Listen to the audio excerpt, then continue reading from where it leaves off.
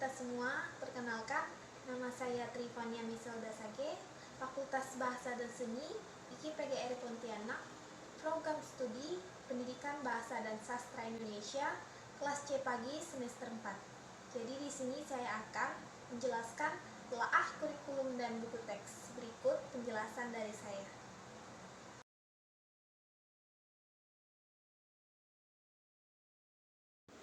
Pengertian kurikulum: bahan tertulis yang berisi segala kegiatan pengalaman belajar, berbagai strategi pembelajaran, alat-alat pembelajaran, dan teknik-teknik penilaian yang direncanakan, diprogramkan, dan dilaksanakan secara bersistem oleh suatu lembaga pendidikan untuk mencapai tujuan pendidikan tertentu. Selanjutnya kita masuk di fungsi kurikulum, terbagi menjadi 5. Yang pertama, bagi sekolah, sebagai alat untuk mencapai tujuan pendidikan yang diinginkan dan sebagai pedoman dalam PBM sehari-hari. Yang kedua, bagi tanaan tingkat sekolah, sebagai pemelihara proses pendidikan dan penyampaian tenaga kerja. Yang ketiga, bagi konsumen, sebagai sarana ikut serta dalam mempelajari program pendidikan sehingga terjadi kelarasan antara program yang diinginkan masyarakat dengan lapangan kerja.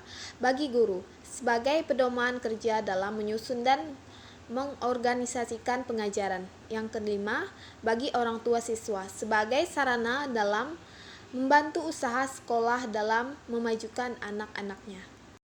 Kita masuk di komponen kurikulum, terbagi menjadi 4.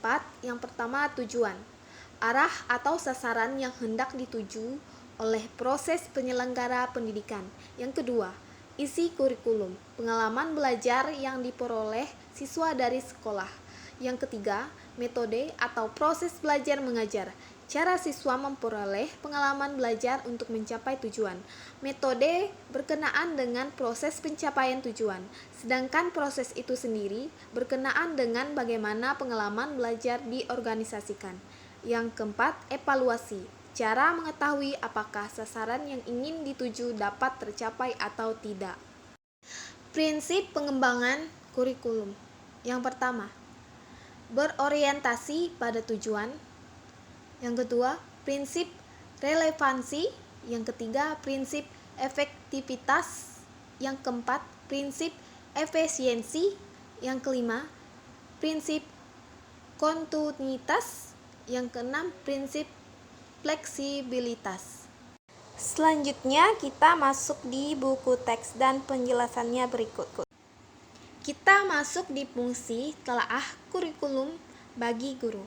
Yang pertama, guru mampu memahami konsep-konsep dan prinsip-prinsip kurikulum dalam bahasa Indonesia. Yang kedua, mampu memahami tujuan pengajaran bahasa Indonesia. Yang ketiga, guru menguasai materi pelajaran dalam kurikulum. Yang keempat, guru mampu memahami persamaan dan perbedaan kurikulum yang berlaku di Indonesia. Selanjutnya, faktor-faktor yang menyebabkan diubahnya kurikulum. Yang pertama, masih adanya kesenjangan antara program kurikulum dengan kebutuhan lapangan kerja dan perguruan tinggi. Yang kedua, adanya kelemahan isi kurikulum dalam berbagai bidang pelajaran di berbagai jenjang pendidikan. Yang ketiga, adanya kesenjangan antara jumlah lulusan SMA untuk dapat melanjutkan ke perguruan tinggi. Yang keempat, adanya kesenjangan antara program kurikulum dengan pelaksanaannya di lapangan. Pendekatan kurikulum terbagi menjadi 2. Yang pertama, pendekatan yang berorientasi pada bahan pelajaran. Sebelum mengajar, guru berpikir bahan atau materi apa yang perlu diajarkan kepada siswa. Kurikulum yang berorientasi pada bahan adalah kurikulum 1968. Yang kedua, pendekatan yang berorientasi pada tujuan. Pertanyaan yang pertama muncul dari guru adalah tujuan-tujuan apakah yang ingin dicapai, atau pengetahuan, keterampilan, dan sikap apakah yang diharapkan dimiliki siswa setelah menyelesaikan pelajaran. Kurikulum 1975 yang menganut azas tersebut. Pengertian buku teks.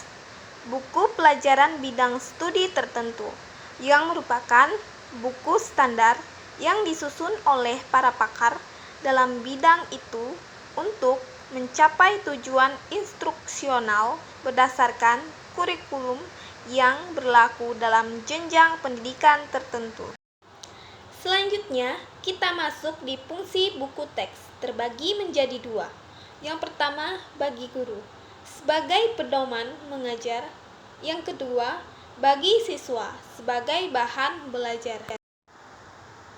Kita masuk di buku teks dan kurikulum. Buku teks yang baik isinya harus sejalan dengan isi kurikulum. Kita masuk di kriteria dan karakteristik buku teks. Yang pertama, buku teks harus menarik minat siswa.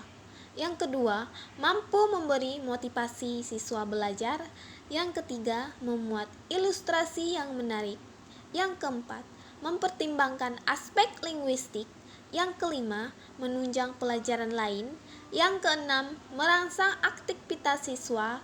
Yang ketujuh, mempunyai sudut pandang yang jelas. 8. Menghindari konsep-konsep yang samar. 9. Relevan dengan kurikulum. Jenis buku teks terbagi menjadi 6. Yang pertama, berdasarkan bidang studi tertentu. Yang kedua, berdasarkan mata kuliah bidang studi yang bersangkutan. Yang ketiga, berdasarkan penulisan buku teks. Yang keempat, buku teks tunggal. Yang kelima, buku teks berjilid. Yang keenam, buku teks berseri. Nah, kita masuk di materi buku teks, terbagi menjadi 3. Yang pertama, aspek kebahasaan, yang di dalamnya adalah fonologi, morfologi, sintaksis, semantik. Yang kedua, aspek keterampilan berbahasa, di dalamnya menyimak, berbicara, membaca, dan menulis. Aspek kesusastraan, di dalamnya adalah sejarah sastra, teori sastra, kritik sastra. Selanjutnya, dasar-dasar menyusun buku teks terbagi menjadi 6. Yang pertama, pendekatan. Yang kedua, tujuan pembelajaran khusus. Yang ketiga, metode pengajaran. Yang keempat, media pengajaran. Yang kelima, penilaian hasil belajar. Yang kelima, bahasa buku. Kriteria penalahan buku teks terbagi menjadi 4. Yang pertama, tujuan. Menunjang tujuan pengajaran bahasa Indonesia. Yang kedua, bahan tersusun logis dan sistematis, menyediakan latihan yang bervariasi sesuai dengan kemampuan siswa, up to date. Yang ketiga, metode, memperkaya kegiatan kelas, berisi latihan yang bervariasi, instruksi mudah dipahami. Yang keempat, evaluasi, terbuka untuk dinilai, mempunyai petunjuk penilaian, tingkat kesulitan bervariasi. Yang terakhir, fungsi telaah buku teks terbagi menjadi 9. Yang pertama, melaksanakan kurikulum secara konsisten. Yang kedua, materi tidak bertentangan dengan sara. Yang ketiga, memantapkan teori. Yang keempat, memantapkan sistematika dan jenjang bahan. Yang kelima, menyempurnakan sarana PBM. Yang keenam, meningkatkan kualitas PBM. Yang ketujuh, mengarahkan siswa sesuai tujuan pengajaran. Yang ke-8, memudahkan teori dan praktek. Yang ke-9, meningkatkan kualitas pendidikan. Sekian dan terima kasih dari saya. Jika ada salah kata, saya mohon maaf.